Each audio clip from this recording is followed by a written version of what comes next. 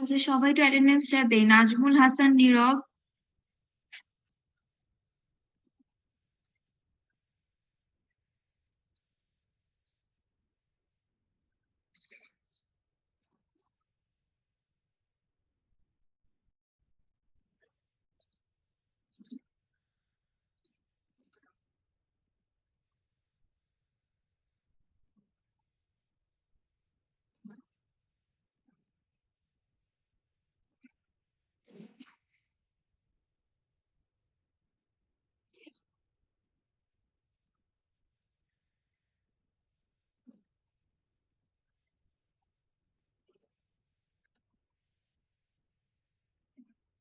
আচ্ছা, সবাই একটু বলি যে স্ক্রিন ঠিক মতো দেখতে পারতেছে কিনা। জি ম্যাম, দেখা যাচ্ছে। আচ্ছা, ঠিক আছে। তো যেহেতু আমাদের অনলাইন ক্লাস হচ্ছে, অনলাইন ক্লাসে যেহেতু কাউকে আমরা আসলে দেখতে পারতেছি না, আমরা একটু রেসপন্স করবো, নাহলে আমি বুঝতে পারবো না যে তোমরা আসলে পড়া বুঝতেছো কিনা। আরেকটা হচ্ছে বিষয় যে এই উইক ক্লাসের পরে তো আমাদের বন্ধ মূলত। তো এরপরে আহ ঈদের পরে আর বেশি দিন আমরা আসলে ক্লাস পাবো না। এর মধ্যে আবার সিটি এক্সাম থাকবে, রিভিউ ক্লাস থাকবে। তো মোটামুটি কিছু সিগনিফিকেন্ট অ্যামাউন্ট পড়াশোনা কিন্তু আমরা এই ২ ক্লাসে পড়বো আরকি। তো এজন্যই বলতেছি যে যদি কারোর নোট ডাউন করার প্রয়োজন হয়, এগুলা খাতা সাথে রেখে আমরা যাতে একটু নোট ডাউন করে রাখি। সবকিছু তো আর স্লাইডে থাকবে না, অনুযায়ী তো লেকচার নোটটা একটু ফলো করতে হবে। আর তোমাদের এন্ড থেকে যদি কেউ রেকর্ড করতে চাও, রেকর্ড করতে পারো। আমার এন্ড থেকে ডিসেবল করার নেট রেকর্ড, তো আমার এন্ড থেকে আর কি রেকর্ড করা যাবে না। তো আমরা ওই যে মূলত গত ক্লাসে গ্যানজিয়াট আর সিপিএম নিয়ে আহ, এর ২ ক্লাস পড়াশোনা করেছি, এবং গত ক্লাসে আমরা সিপিএম এর একটা নতুন এক্সারসাইজ নিয়েও সলভ করেছিলাম। তো এখন আমরা মূলত একটু স্লাইডে যাই, যে শুরু থেকে কিছু জিনিস হয়তো বা আমরা একটু স্কিপ করে গিয়েছিলাম। তো এখান থেকে আমরা যেটা প্রথম ক্লাসেই পড়েছিলাম যে সিপিএম কি, সিপিএম হচ্ছে একটা ডিটারমিনিস্টিক মেথড, যেটার মাধ্যমে আসলে আমি একটা প্রজেক্টের ডিউরেশন কত হবে, সেই প্রজেক্টকে কতগুলো অ্যাক্টিভিটিস এ ভাগ করি। প্রথমে আমরা প্রজেক্টকে কতগুলো অ্যাক্টিভিটিস এ ভাগ করতেছিলাম। তো এক্সাম্পল হিসেবে আমরা এক্সাম্পল কোনটা দেখেছিলাম যে একটা বিল্ডিং তৈরি করব, সেই বিল্ডিং ইন্টারনাল কম্পোনেন্টস তৈরি করবো, এটা একটা টাস্ক। ফার্স্ট ফ্লোর তৈরি করবো, এটা আরেকটা টাস্ক। সেকেন্ড ফ্লোর তৈরি করবো, এটা আরেকটা টাস্ক। সেম ভাবে যদি আমি ইউএমএস সিস্টেমের কথা বলি, ইউএমএস এর কথা বলি, এইটাকে আমি আবার কতগুলো টাস্কে ভাগ করতে, ধরো এটা একটা প্রজেক্ট। তো এইটার কিছু মডিউল আছে। আচ্ছা, আমরা একটু বলি তো মডিউল গুলা কি কি ইউএমএস এর।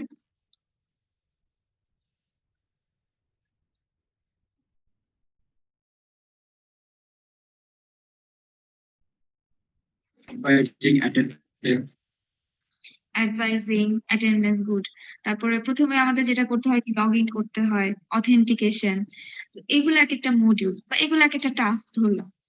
ধরো অথেন্টিকেশন একটা টাস্ক, তারপরে হচ্ছে আরেকটা টাস্ক হচ্ছে অ্যাডভাইজিং পোর্টাল ডেভেলপ করা, আরেকটা টাস্ক হচ্ছে অ্যাটেন্ডেন্স ট্র্যাকিং এর মডিউল, আরেকটা টাস্ক হচ্ছে গ্রেডিং সিস্টেমের মডিউল। তো এই ইউএমএস কে আমি বিভিন্ন টাস্কে ভাগ করলাম, এবং এই টাস্ক গুলা এক একটা ডিউরেশন দিলাম, যে এই টাস্কটা বা এই মডিউলটা ডেভেলপ করতে হয়তো আমার এই সময় লাগবে। তো এইটার মাধ্যমে আসলে আমরা ক্রিটিক্যাল পাথ বের করতেছিলাম, ক্রিটিক্যাল পাথ মেথডের মাধ্যমে। ক্রিটিক্যাল পাথ আসলে কি ছিল? ক্রিটিক্যাল পাথ ছিল যে আমার প্রজেক্টের কিছু ক্রিটিক্যাল টাস্ক থাকে, কিছু নন ক্রিটিক্যাল টাস্ক থাকে। ক্রিটিক্যাল টাস্ক কোনগুলা? যেগুলো আমাকে একদম ঠিক সময় শুরু করে ঠিক সময় শেষ করতে হবে। ওগুলো ওগুলো লেট করে শুরু করার কোনো সুযোগ নেই। যদি আমি কোনো কারণে ওটা লেট করে শুরু করি, তাহলে আমার যে প্রজেক্টের যে ডেডলাইন ছিল, সেই ডেডলাইনে ইম্প্যাক্ট পড়ে। তাহলে আমাকে ওটা ঠিক সময় শুরু করে ঠিক সময় শেষ করতে হবে। সেম আরেকটা জিনিস যেটা আমরা দেখেছিলাম, এখান থেকে আমরা এটাও বের করতে পারি, এতে লংগেস্ট পাথ কোনটা, ক্রিটিক্যাল। তো ক্রিটিক্যাল পাথ মেথডের মাধ্যমে আমি আমার প্রজেক্টের শুধু লংগেস্ট সিকোয়েন্স টাইমের যে পার্টটা, সেটা হচ্ছে বের করতে পারছি, যেটার উপরে আসলে আমার প্রজেক্টের টাইমটা নির্ভর করে, যে মানে টোটাল টাইমটা কতখানি হবে। হুম। তো প্রথমেই আমরা একটা প্রজেক্ট ডিফাইন করলাম এবং সেই প্রজেক্টকে আগে প্রথমে কতগুলো টাস্কে ভাগ করি। সো এটাকে বলা হয় ব্রেকডাউন স্ট্রাকচার। সেকেন্ড আমরা যে করতেছিলাম যে আমার প্রতিটা টাস্কের কিন্তু একটা করে প্রিডিসোর ছিল, পূর্বসূরি ছিল। পূর্বসূরি থাকতে পারে, নাও থাকতে পারে যে কোন টাস্ক কোন টাস্কের উপর ডিপেন্ডেন্ট এরকম ছিল, তাই না? যে এ টাস্কটা কমপ্লিট করার পরে আমি বি টাস্ক শুরু করতে পারবো।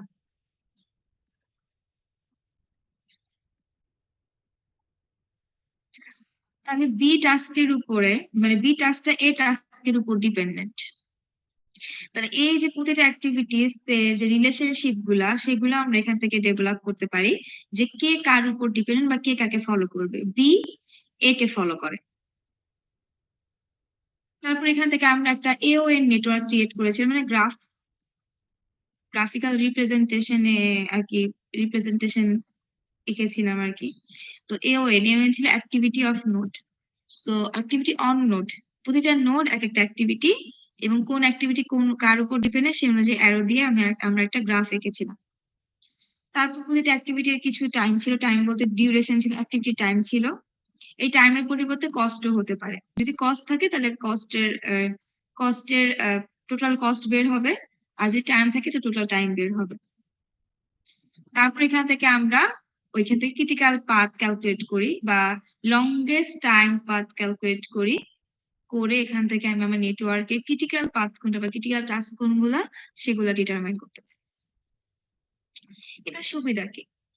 আচ্ছা, ক্রিটিক্যাল পাথ, একটা প্রজেক্টের যে আমরা ক্রিটিক্যাল পাথ বের করি, এই থেকে আসলে কি অ্যাডভান্টেজ পাওয়া যায়? এটা বের করার পিছনে অবজেক্টিভসটা কি কেউ বলতে পারবো?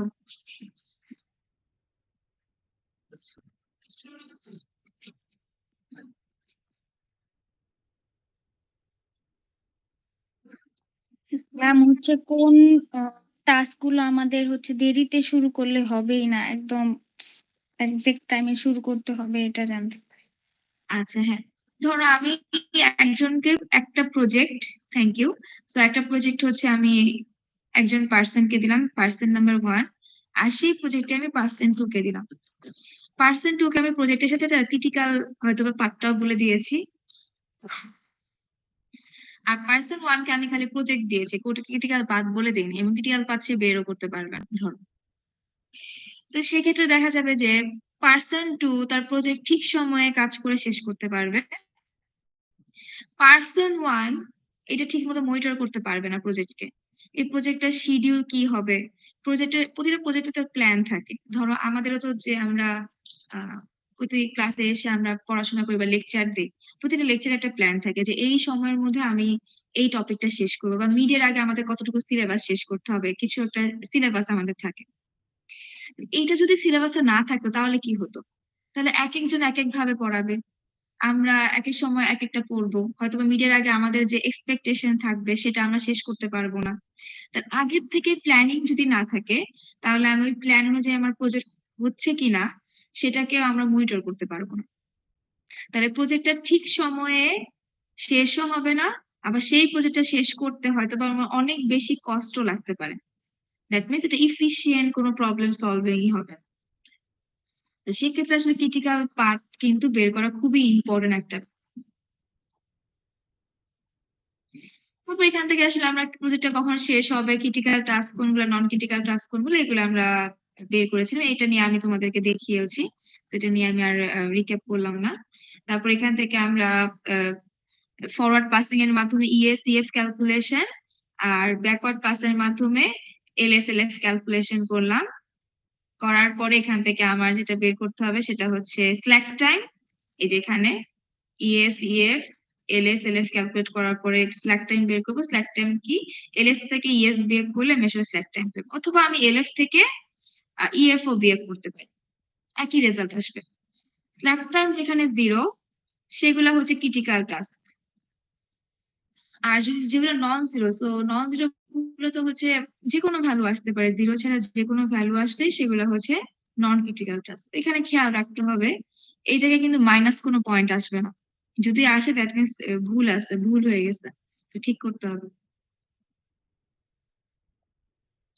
তো এখান থেকে আমরা দেখতেছিলাম যে এটা আমাদের ক্রিটিক্যাল পাথ ছিল। এই যে এস থেকে এ, এ থেকে সি, সি থেকে ই, ই থেকে জি, জি থেকে এইচ। তো এটা আমরা আরো আরেকটা এক্সারসাইজ দিয়েও সলভ করেছিলাম। তারপর আমরা এখান থেকে জ্ঞান চার্ট, ESEF এর জ্ঞান চার্ট আর হচ্ছে LSLF এর জ্ঞান চার্ট এঁকেছিলাম। কারো জ্ঞান চার্ট নিয়ে কোনো কোয়েশ্চেন আছে বা জ্ঞান চার্ট এখনো পারি না? গত ক্লাসে আমরা জ্ঞান চার্ট বুঝেছি। জ্ঞান চার্ট আঁকা কিন্তু সোজা। কার যদি সমস্যা থাকে আমরা একটু এখানে বলতে পারি। ম্যাম বুঝতে পেরেছি। আচ্ছা ঠিক আছে। তাহলে এবার আমরা নেক্সট আমাদের পোরশনে যাই। সেটা হচ্ছে PERT। এইটা কিন্তু আমরা এখনো পড়িনি।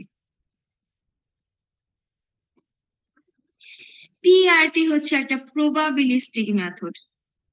CPM ছিল একটা ডিটারমিনিস্টিক মেথড। ১ম ক্লাসে এই চ্যাপ্টারটা যখন শুরু করেছিলাম, ফার্স্ট ক্লাসে আমি বলেছিলাম যে CPM একটা ডিটারমিনিস্টিক মেথড আর PERT প্রবাবিলিস্টিক মেথড। আচ্ছা কেন এটাকে প্রবাবিলিস্টিক মেথড বলা হয় এগুলো আমরা একটু দেখব। সিপিএম যখন আমরা ক্যালকুলেট করতেছি, আমরা ক্রিটিক্যাল পাথ মেথড যখন ক্যালকুলেট করতেছিলাম তখন প্রতিটা টাস্কের একটাই টাইম এস্টিমেশন ছিল। সেটা কি ছিল? Activity time. ধরো এ টাস্কের অ্যাক্টিভিটি টাইম ছিল 2 উইকস, সি টাস্কের অ্যাক্টিভিটি টাইম ছিল ধরো 3 উইকস। এরকম ভাবে আমরা প্রতিটা টাস্কের জন্য একটা ফিক্সড টাইম এস্টিমেশন ধরেছিলাম। এই অ্যাক্টিভিটি টাইমে কোনো ভ্যারিয়েশন ছিল না। কিন্তু পিআরটি এই ফিক্সড টাইমে কাজ করে না। পিআরটি মূলত প্রতিটা টাস্কের জন্য ভ্যারিয়েশন নিয়ে আসে অ্যাক্টিভিটি টাইমে। কিরকম ভ্যারিয়েশন নিয়ে আসে? আমি এখনই তোমাদের একটা এক্সাম্পল দেই। এই যে ধরো এই টাস্কের এখানে অ্যাক্টিভিটি টাইম হচ্ছে 2 উইকস। এটা সিপিএম মেথড অনুযায়ী। পিআরটি যেটা করে, পিআরটি ধরো এই যে 2 উইকস আমি এখানে বলে দিলাম, এইটা তো আসলে প্রজেক্টে যে ম্যানেজার থাকে সে হয়তো বা বললো যে এই টাস্কটা কমপ্লিট করতে 2 উইকস সময় লাগবে, প্রজেক্টের লিডার যে। কিন্তু এটা তো রাফ এস্টিমেশন, এটা তো ঠিক নাও হতে পারে। আমার তো এই টাস্কটা কমপ্লিট করতে হয়তো 3 উইক সময় লাগতে পারে। ধরো আমার আমার যদি সব ঠিক মতো চলে, মানে ধরো একটা আমি বিল্ডিং তৈরি করতেছি, মানে ধরো ফার্স্ট ফ্লোর, মানে ফার্স্ট ফ্লোর তৈরি করতে আমার হয়তোবা 2 মাস সময় লাগতো। যদি সব ঠিক মতো চলে, ধরো আমার 5 জন ওয়ার্কার ছিল, ওয়ার্কার ঠিক সময় আসতেছে, ঠিক সময় কাজ করে যাচ্ছে এবং কোনো প্রাকৃতিক দুর্যোগও ছিল না, কোনো কারণে আমার কাজ বন্ধও ছিল না। তো এভাবে যদি হয় তাহলে হয়তোবা 2 মাসে আমার কাজটা শেষ হয়। কিন্তু এমনও তো হতে পারে যে হয়তোবা কোনো ওয়ার্কার অসুস্থ হয়ে গেল বা সামথিং আমার কোনো একটা ন্যাচারাল ডিজাস্টার এর কারণে আমার কাজ মানে বন্ধ থাকলো। তাহলে সেক্ষেত্রে দেরি হবে। হয়তোবা ওই টাস্কটাই, মানে ওই ফাস্ট ফুডটা তৈরি করতে এখন 2 মাসের জায়গায় 6 মাস লাগবে। এগুলা নিয়ে কিন্তু ক্রিটিক্যাল পাথ একদমই আলোচনা করে না। কিন্তু পিআরটি এগুলা নিয়ে মূলত ফোকাস করে। তাহলে পিআরটি যেটা বলে যে প্রতিটা টাস্কের 3টা করে টাইম থাকবে। 3টা টাইম কি কি? এই যে optimistic time, pessimistic time and most likely time. Optimistic টাইমটা কি? অপটিমিস্টিক টাইমটা ধরো এই টাস্কের কথা যেহেতু বলতেছিলাম সেটা নিয়ে এক্সাম্পল দিই। ধরো এই টাস্কটা ঠিক সময় যদি আমার একদম অ্যাকর্ডিং টু প্ল্যানে চলে, মানে আমি যেভাবে প্ল্যান করেছিলাম সেই অনুযায়ী চলে, তাহলে এই টাস্কটা কমপ্লিট করতে সময় লাগে 2 দিন।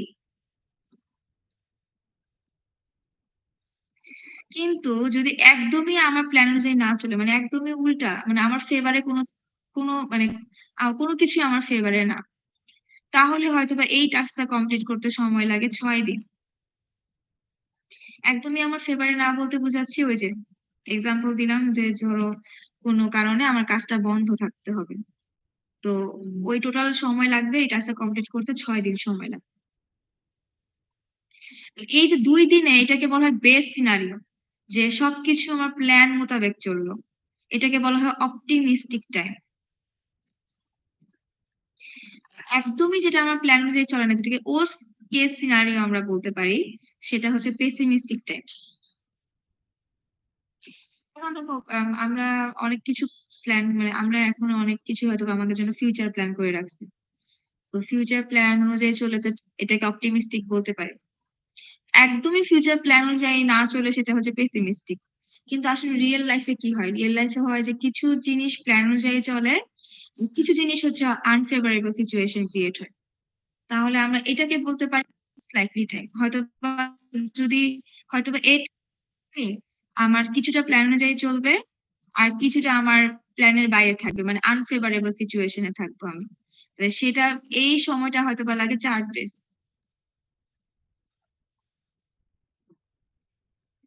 এটাকে আমি বলবো মোস্ট লাইকলি টাইম বা মোস্ট রিয়েলিস্টিক এস্টিমেশন আমরা বলি। তাহলে প্রতিটা টাস্কে 3টা করে টাইম থাকবে। একটা হচ্ছে সব যদি আমার ফেভারে থাকে অপটিমিস্টিক টাইম, সেটা হচ্ছে 2 দিন। সব যদি আমার একদমই ফেভারে না থাকে তাহলে 6 দিন এই টাস্কটা কমপ্লিট করতে, যেটাকে বলে পেসিমিস্টিক টাইম। আর কিছু জিনিস আমার ফেভারে থাকবে, কিছু জিনিস আমার ফেভারে থাকবে না। এই টাইমটা যে সময়টা লাগবে এটাকে বলে মোস্ট লাইকলি টাইম বা এটাকে 4 দিন বলে আমি হিসাব করতেছি। তো এই 3টা নিয়ে প্রতিটা টাস্কে 3টা টাইম নিয়ে আমরা এখন পিইআরটি তে মূলত ফোকাস করব।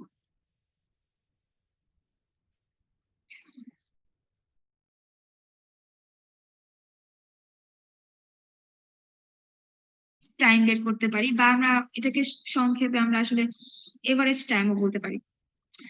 এভারেজ এভারেজ বলি না, বলতেছি না কেন একেবারে, কারণ এভারেজ তো আমরা আমরা আমরা জানি যে 3টা যোগ করে 3 দিয়ে ভাগ, এরকম না।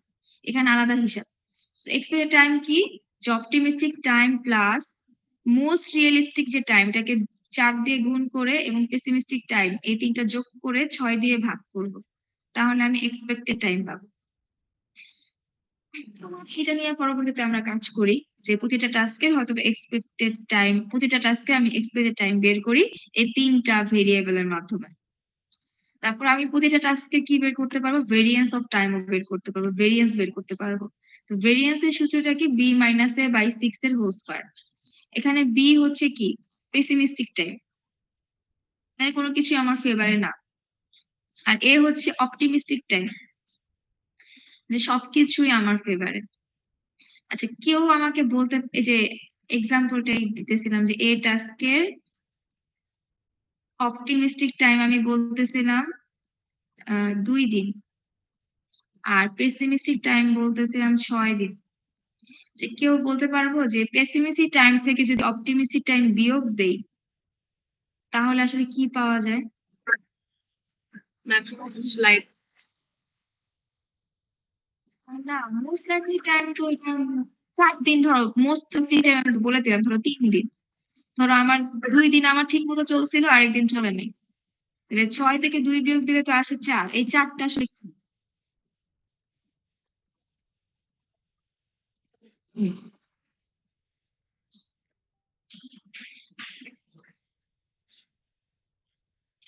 ধরো তুমি চিন্তা করেছো তোমার গ্রাজুয়েশন কমপ্লিট করতে, ঠিক মতো যদি তুমি কমপ্লিট করতে পারো তাহলে তো 4 বছর লাগে, তাই না, কমপ্লিট করতে মিনিমাম সময় যেটা। আর ম্যাক্সিমাম ধরো তুমি কোনো কারণে একদমই তুমি কোনো কারণে তোমার বিভিন্ন প্রবলেমের কারণে তুমি কোনো কারণে 4 বছর কমপ্লিট, সেটা হয়তো বা সবচেয়ে ও সিনারিওতে 6 বছর, 6 বছরে যে কমপ্লিট হলো। তাহলে এই যে 6 থেকে 4 বিয়োগ করে যে 2 বছর, এই 2 বছরটা আসলে কি, এক্সট্রা যে টাইম।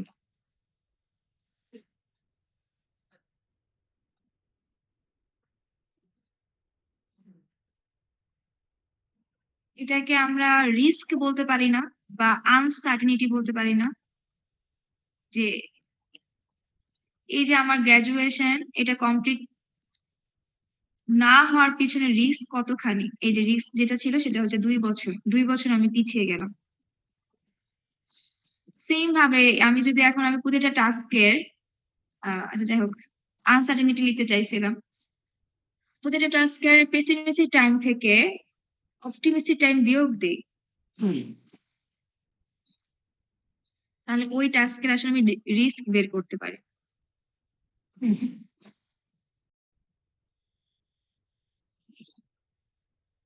সেই রিস্ক কত, এই যে 4 ডেজ, এই 4 ডেজ আমি পিছিয়ে গেলাম, মানে এই 4 ডেজ এর কারণে আমার টাস্কটা হচ্ছে গিয়ে স্টপ ছিল ওই 4 দিন।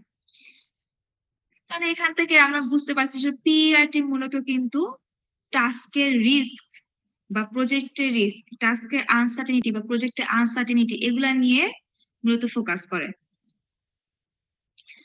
আমাদের এরকম ভাবে ধরো অ্যাক্টিভিটি থাকবে, এই যে প্রজেক্টের অ্যাক্টিভিটি 8টা অ্যাক্টিভিটি সেই আগের অ্যাক্টিভিটি গুলাই, এই 8টা অ্যাক্টিভিটির প্রতিটা অ্যাক্টিভিটিরই অপটিমিস্টিক টাইম দেওয়া আছে, মোস্ট লাইকলি টাইম দেওয়া আছে আর পেসিমিস্টিক টাইম দেওয়া আছে। এখন এখান থেকে আমরা কি বের করতে পারবো? এই যে এক্সপেক্টেডটা অন্য জায়গায় সরে গেছে। এক্সপেক্টেড টাইম বের করতে পারবো এই সূত্রের মাধ্যমে। আর এই সূত্রের মাধ্যমে আমি কি বের করতে পারবো? যে প্রতিটা টাস্কে ভ্যারিয়েন্স বের করতে পারবো। তো এটা কেন আসলে বের করলাম? প্রতিটা টাস্কের ভ্যারিয়েন্স, কারণ এখান থেকে আমি প্রজেক্টের ভ্যারিয়েন্স ক্যালকুলেট করতে পারবো। প্রজেক্টের ভ্যারিয়েন্স। দেখো প্রজেক্টের ভ্যারিয়েন্স আসলে কি? প্রজেক্টের variance is computed by summing the variance of critical activities. Critical activities এর যে ভ্যারিয়েন্স গুলা সেগুলোকে যদি যোগ করি তাহলে আমি প্রজেক্টের ভ্যারিয়েন্স পাবো। ধরো আমি আগের চিত্রে যাই। এখানে ধরো এ, সি, আর ধরো জি আর এইচ এরা হচ্ছে ক্রিটিক্যাল টাস্ক, আর বাকিগুলো নন ক্রিটিক্যাল টাস্ক। তাহলে এর যে ভ্যারিয়েন্স, এর ভ্যারিয়েন্স 0.11, সি এর ভ্যারিয়েন্সও 0.11, জি এর ভ্যারিয়েন্স 1.78 আর এইচ এর ভ্যারিয়েন্স 0.11। এই চারটা যোগ করলে আমি যেটা পাবো সেটা হচ্ছে আমার প্রজেক্টের ভ্যারিয়েন্স। এরকম না কিন্তু, প্রজেক্টের ভ্যারিয়েন্স কি সকল টাস্ক যোগ করলে যে ভ্যারিয়েন্স পাওয়া যায় ওইটা প্রজেক্টের ভ্যারিয়েন্স না। প্রজেক্টের ভ্যারিয়েন্স মূলত হবে কিসের উপর ডিপেন্ড করে? ক্রিটিক্যাল টাস্কের উপর ডিপেন্ড করে। তো ক্রিটিক্যাল টাস্কে যে ভ্যারিয়েন্সটা আসবে সেইটা যোগ করলে যে ভ্যারিয়েন্সটা পাবো সেটা হচ্ছে আমাদের প্রজেক্ট ভ্যারিয়েন্স। ম্যাম হুম। ম্যাম নাদিয়ানান মিম হচ্ছে ক্লাসে জয়েন করতে চাচ্ছে কিন্তু পারতেছে না, ও বললো যে হোস্টের অ্যাক্সেস চাচ্ছে। আচ্ছা, ওটা সাউথ ইস্টের ভার্সিটির মেল দিয়ে জয়েন ম্যাম ও করতে তো বলো। ভার্সিটি মেল দিয়েই ট্রাই করতেছে, তাও হচ্ছে না। ভার্সিটির মেল দিয়ে তো এরকম হওয়ার কথা না। আচ্ছা দেখি তা। ওকে।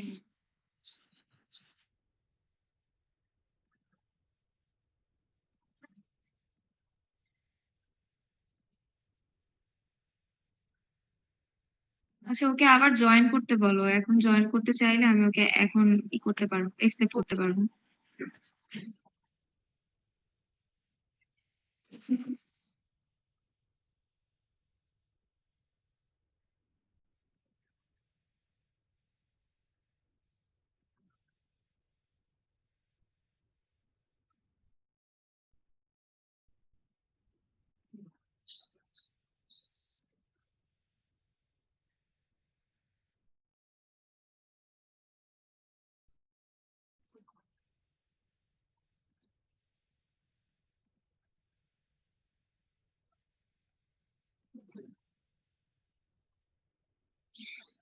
আচ্ছা ঠিক আছে। সো তাহলে আমরা প্রজেক্টের ভ্যারিয়েন্স বের করতে পারবো যদি আমি ক্রিটিক্যাল টাস্কের ভ্যারিয়েন্স গুলা আর কি যোগ করি, সামেশন করি। তাহলে এখানে প্রজেক্টের ভ্যারিয়েন্স বের করতে পারবো। আচ্ছা, ভেরিয়েন্স তারপরে স্ট্যান্ডার্ড ডেভিয়েশন কিভাবে বের করা হয় সবাই পড়ে আসছি। স্ট্যান্ডার্ড ডেভিয়েশন কিভাবে বের করবো এখান থেকে?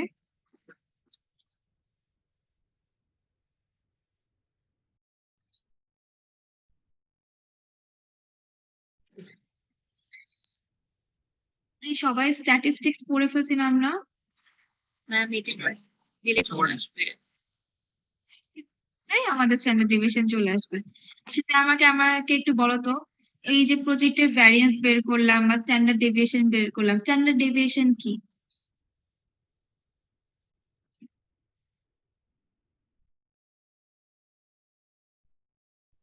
যে আমরা দেখলাম স্ট্যাটে বা বিভিন্ন ম্যাথমেটিক্স টার্মে দেখি যে বিভিন্ন ডাটা পয়েন্ট দেওয়া থাকে প্রজেক্টে, তাই না? ওই ডাটা পয়েন্ট থেকে আমরা পরে ভেরিয়েন্স বা স্ট্যান্ডার্ড ডেভিয়েশন বের করি।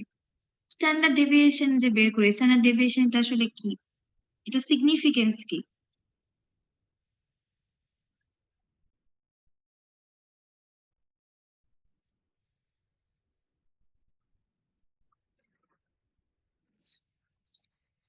ধরো তোমাদের কিছু ডাটা পয়েন্ট দেওয়া আছে, তো ডাটা পয়েন্ট থেকে প্রথমে কি করতে হয়? অ্যাভারেজ ক্যালকুলেট করতে হয়। তো প্রথমে আমি যে কাজটা করি এটা অ্যাভারেজ ক্যালকুলেট করি। আচ্ছা, স্ট্যান্ডার্ড ডেভিয়েশন মূলত হচ্ছে প্রতিটা ডাটা পয়েন্ট তার অ্যাভারেজ থেকে কত পরিমাণ ডেভিয়েট অবস্থায় আছে সেটা আমরা স্ট্যান্ডার্ড ডেভিয়েশনের মাধ্যমে বের করতে পারি। তাহলে এখন দেখো এই যে আমরা প্রজেক্টের যে ভ্যারিয়েন্স বের করছি বা স্ট্যান্ডার্ড ডেভিয়েশন বের করছি, দ্যাট মিনস আমি আমার প্রজেক্টের যে আমার এক্সপেক্টেড টাইম ছিল বা এক্সপেক্টেড যে পয়েন্ট ছিল সেখান থেকে আমার প্রজেক্টের প্রতিটা ডাটা পয়েন্ট বা প্রতিটা টাস্ক কি পরিমাণ ডেভিয়েট অবস্থায় আছে সেটা এখান থেকে আমি ক্যালকুলেট করতে পারি। আর এটা যদি আমি ক্যালকুলেট করতে পারি, ডেভিয়েশন যদি আমি ক্যালকুলেট করতে পারি, তাহলে আমি বুঝতে পারবো যে আমার প্রজেক্ট এখানে রিস্ক কত। এই প্রজেক্টের আনসার্টেনিটি কত, এই প্রজেক্টটা আমি একজন ম্যানেজার হিসেবে লিডার হিসেবে বা এই প্রজেক্টের মেম্বার হিসেবে এই প্রজেক্টটাকে আমি এখন মনিটর করতে পারবো যে কোন টাস্কের কত রিস্ক। এটা আমি যদি আগের থেকেই জানি তাহলে ওই রিস্ক গুলা যদি আমি মিটিগেট করার ট্রাই করতে পারবো। কিন্তু যদি আমি নাই জানি যে আমার এই প্রজেক্ট এই আহ, এই টাস্কের বা এই প্রজেক্টের রিস্ক কতখানি বা আনসার্টেনিটি কতখানি, তাহলে হয়তো আমি সেগুলো মিটিগেট করার ট্রাই করতে পারবো না। তাহলে একজন প্রজেক্ট ম্যানেজার বলি বা একজন প্রজেক্টের মেম্বার হিসেবে বলি, সেই প্রজেক্টের ভ্যারিয়েন্স কত, সেই প্রজেক্টের স্ট্যান্ডার্ড ডেভিয়েশন কত, সেই প্রজেক্টের যে বিভিন্ন টাস্ক এই টাস্কের ভেরিয়েন্স গুলা কত, সেগুলা কিন্তু এখান থেকে আমরা সহজে ক্যালকুলেট করতে পারবো এবং আমি আমার প্রজেক্টটাকে মনিটরও করতে পারবো যে আমার প্রজেক্টটা ঠিক সময় ঠিক মতো কাজগুলো হচ্ছে কিনা এবং ওই প্রজেক্টটা যাতে কমপ্লিট হয় ঠিক সময়ে এবং ঠিক সময় না হলেও সেটা কত সময় শেষ হবে এবং সেটার পিছনে এই রিস্ক গুলা কি কি হতে পারে এবং সেই রিস্ক গুলো আমি কিভাবে এখন আইডেন্টিফাই করে সেগুলা সলভ করার ট্রাই করব। এই কাজগুলো কিন্তু আমি আগে থেকে ডিসিশন মেক করতে পারি। So, খুবই ইম্পর্টেন্ট পিইআরটি আর সিপিএম বের করা। সো আমি তোমাদেরকে একটা ছোট জাস্ট ম্যাথ করতে দিব এই পিইআরটির। একটু যারা আসে খাতা কলম আমরা নেই, খুবই ইম্পর্টেন্ট ম্যাথ, এগুলা কিন্তু স্লাইডে নাই। ধরো আমার এখানে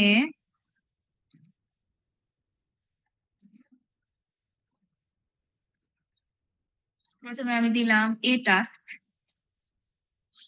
activity A B C D আর এদের ধরো পিডিএসর দেওয়া আছে।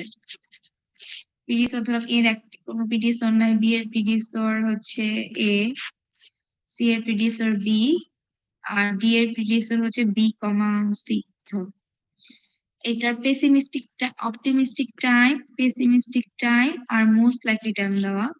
অপটিমিস্টিক টাইম ধরো 2 days, এ টাস্কের পেসিমিস্টিক 6 আর মোস্ট লাইকলি 4। আমি এগুলারও দেই কিছু পয়েন্ট।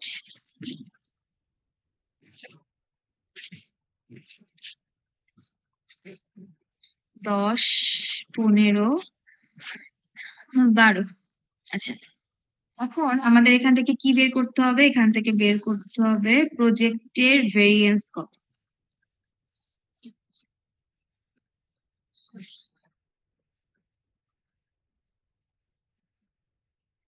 আচ্ছা, এটা আমরা একটু সলভ করি, আমি র্যান্ডমলি আস্ক করতে পারি।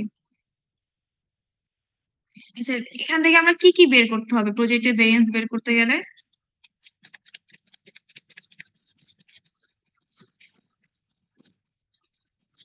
আমরা কেবল কি বললাম যে প্রজেক্টের variance equal to summation of variance of critical task.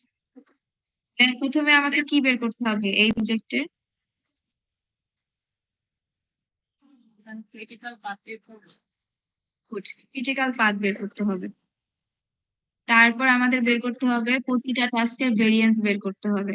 তারপরে ওই ক্রিটিক্যাল টাস্কের ভেরিয়েন্স গুলা যোগ করব। তাহলে আমরা এটা বের করি।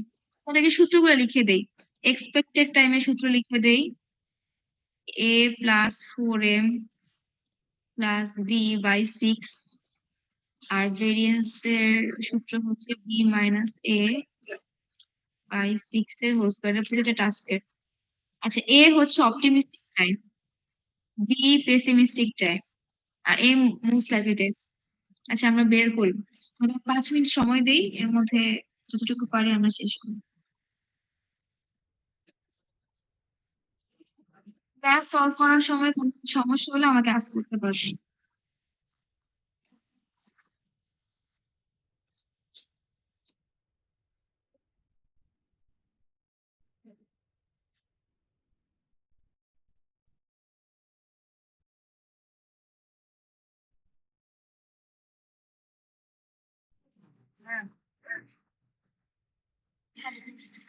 ক্রিটিক্যাল পাথে বের করবো, অ্যাক্টিভিটি টাইম তো দেওয়া নেই। আচ্ছা, গুড, এটা একটা ভালো কোশ্চেন। দেখো, অ্যাক্টিভিটির টাইম হচ্ছে এটা, এক্সপেক্টেড টাইম অ্যাক্টিভিটি টাইম।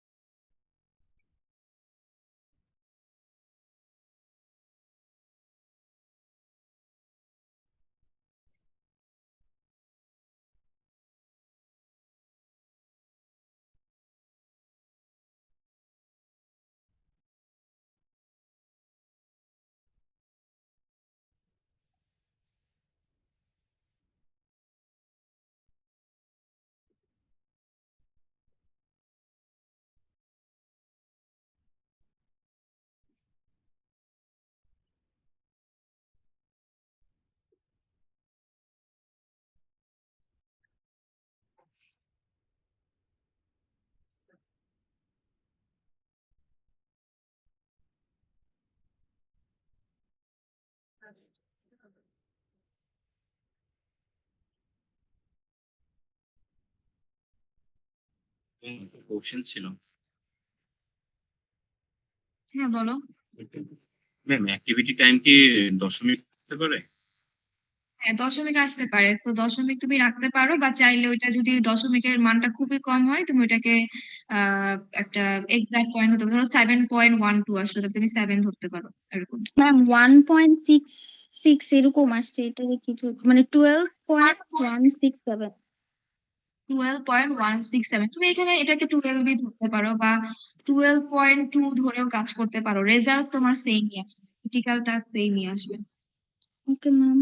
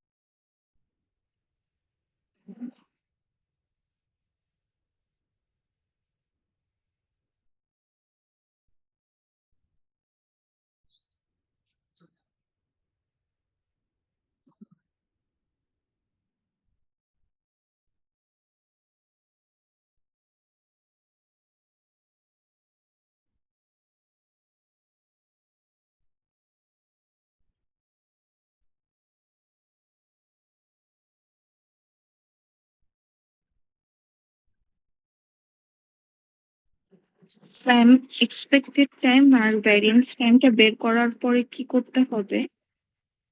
আচ্ছা, এক্সপেক্টেড টাইমের ভ্যারিয়েন্স যদি প্রত্যেকটা টাস্কের ভ্যারিয়েন্স যদি বের হয়ে যায় তাহলে তোমাকে ক্রিটিক্যাল টাস্ক বের করতে হবে এরপর। এরপর ক্রিটিক্যাল টাস্ক বের করে ক্রিটিক্যাল টাস্কের যে ভ্যারিয়েন্স সেগুলো যোগ করে প্রজেক্টের ভ্যারিয়েন্স আমি পাবো।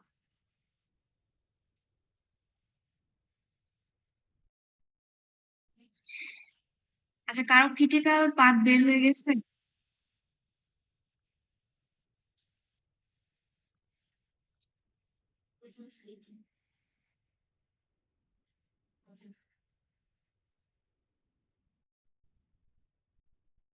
আচ্ছা, তোমরা কি কেউ ক্রিটিক্যাল পাথ বের করতে পারছো? বুঝতেছো? সময় লাগবে একটু।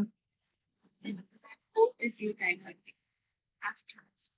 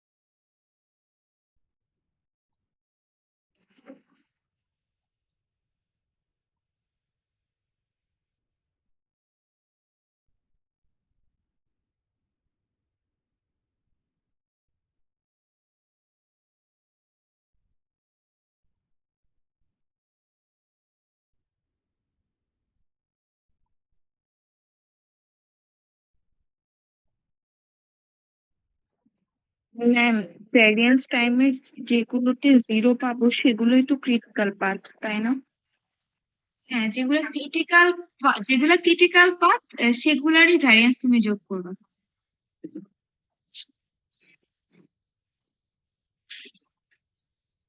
আচ্ছা, ক্রিটিক্যাল পাথ বের করতে পারছি? কারো ক্রিটিক্যাল পাথ আসছে? হ্যাঁ ম্যাম, করতে পারছি। কি কি আসছে?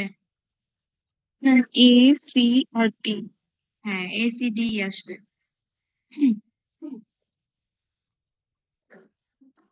প্রজেক্টের ভ্যারিয়েন্স টাইম হচ্ছে 51.66। 51.66 আচ্ছা, যারা করতে এখনো পায়নি তাদের জন্য একটু বলে দিই কিভাবে বের করবো। প্রথমে আমরা এক্সপেক্টেড টাইম এখান থেকে বের করবো। আচ্ছা, এক্সপেক্টেড টাইম গুলো একটু বলে দিই।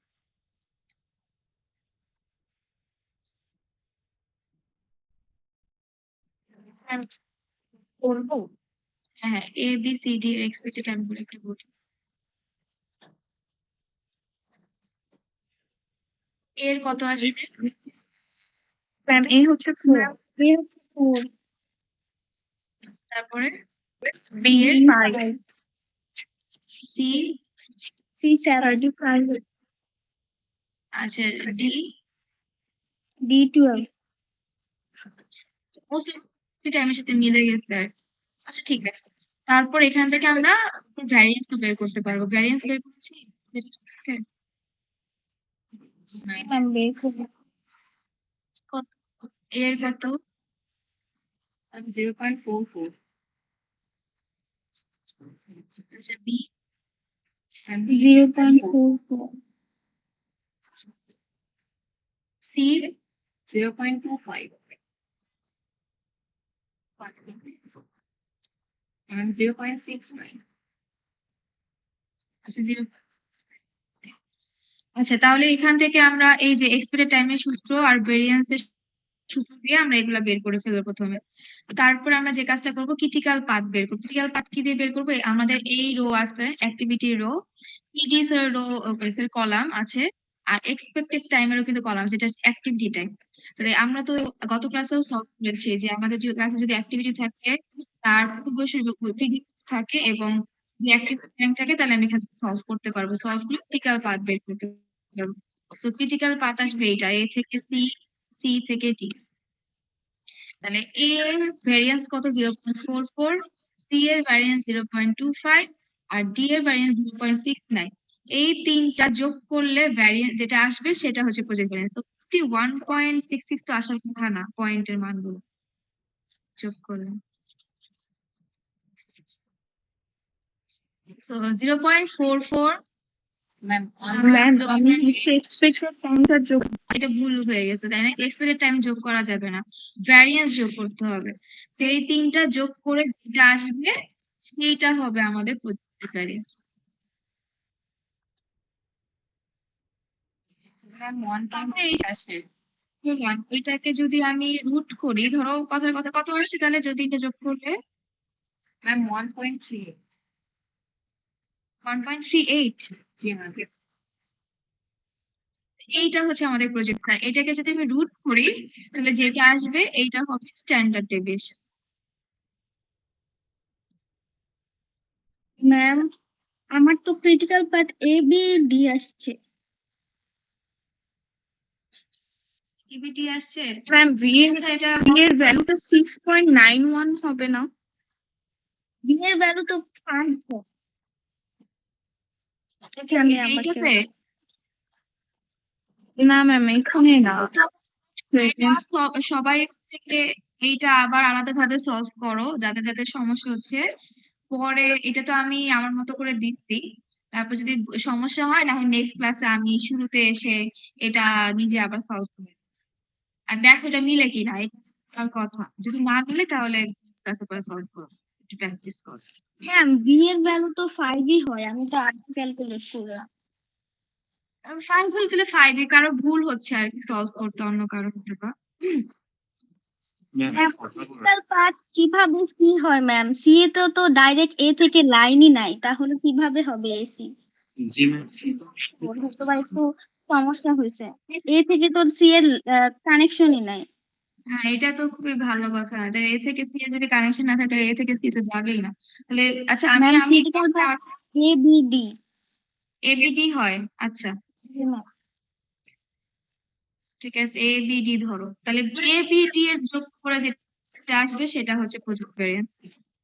আচ্ছা, এখানে তোমাকে আগে ক্রিটিক্যাল পাথ বের করতে হবে। এটা আগে বের করো, বের করে যাদের এসিডি আসার কথাই না, কারণ হ্যাঁ সি এর সাথে তো এর কোনো কানেকশন নাই, বি হয়ে সি তে যাইতে হবে আর কি। আচ্ছা, তারপরে এখান থেকে আমরা যেটা দেখি যে তাহলে আমরা PERT এর CPM সলভ করলাম। তো PERT এর মূলত অ্যাডভান্টেজটা কি দেখলাম যে লার্জ প্রজেক্টের ক্ষেত্রে আমরা সহজে শিডিউল করতে পারি, এগুলোকে কন্ট্রোল করতে পারি। তারপরে আমার প্রজেক্টের অ্যাক্টিভিটিস গুলা আছে সেগুলার যে রিলেশনশিপ গুলা মানে প্রিডিসর কোনগুলা সেগুলা আসলে আমরা এখানে ফোকাস করতে পারি। আর আমার প্রজেক্টের ক্রিটিক্যাল পাথ কোনগুলা স্ল্যাক টাইম গুলা সেগুলাকে আমরা পিন পয়েন্ট করতে পারি যে কোন অ্যাক্টিভিটিস গুলো সবচেয়ে মোস্ট ক্রুশিয়াল আমার প্রজেক্টের ক্ষেত্রে।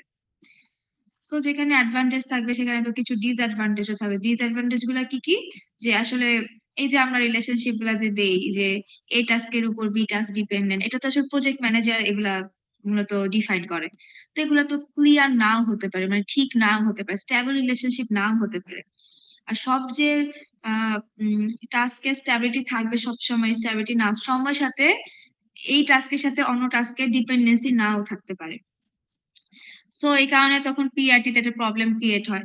তারপর ধরো এই যে ম্যানেজাররাই তো আসলে টাইম এস্টিমেট করে যে পেসিমিস্টিক টাইম কতখানি হবে, অপটিমিস্টিক টাইম কতটুকু হবে, আমাদের মোস্ট লাইকলি টাইম কতটুকু হবে। তো এই যে ম্যানেজার থেকে যে এই টাইম গুলো এস্টিমেট করা হয়ে গেল, এগুলো তো রাফ এস্টিমেশন, এগুলো তো একদম ঠিক মানে পারফেক্ট নাও হতে পারে। তো কিছু ডিসঅ্যাডভান্টেজ তো অবশ্যই থাকবে, কিন্তু অ্যাডভান্টেজের পরিমাণও অনেক বেশি। মানে এই PRT CPM এর মাধ্যমে আসলে আমরা প্রজেক্টের হোল আইডিয়া পাই এবং প্রজেক্টের প্ল্যানিং সেক্টরটা শেষ করতে পারি। তো আমাদের এই চ্যাপ্টার কিন্তু শেষ। এই চ্যাপ্টারে আমাদের ২ ধরনের ম্যাথ আমরা প্র্যাকটিস করেছি প্রথমে। একটা হচ্ছে ক্রিটিক্যাল পাথ মেথডের ম্যাথ, আর একটা হচ্ছে PERT এর ম্যাথ গুলো, এগুলো আমরা বাসায় আবার প্র্যাকটিস করব। আর কিছু তো থিওরিটিক্যাল পোরশন ছিল, থিওরিটিক্যাল পোরশন গুলা PERT CPM এর অ্যাডভান্টেজ কি, ডিসঅ্যাডভান্টেজ কি, শুরুতে কিছু ধাপ। সো এগুলা একটু দেখবো আরকি। এই মূলত এটাতে থিওরিটিক্যাল পোরশন খুবই কমই, ম্যাথমেটিক্যাল পোরশনটা একটু বেশি।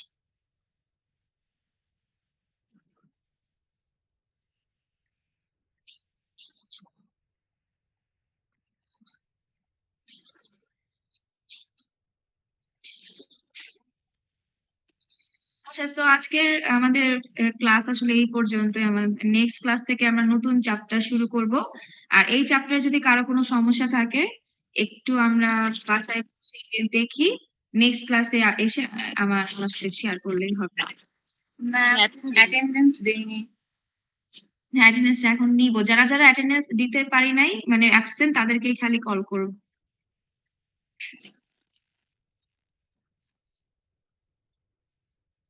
নাজমুল হাসান নীরব, ফাতেমা রহমান নিহা, হাসনাতুল ইসলাম অনন্ত, সাকিন হাসান, জাহেদ হুসাইন, শারমিন ইসলাম মিম, প্রেজেন্ট ম্যাম।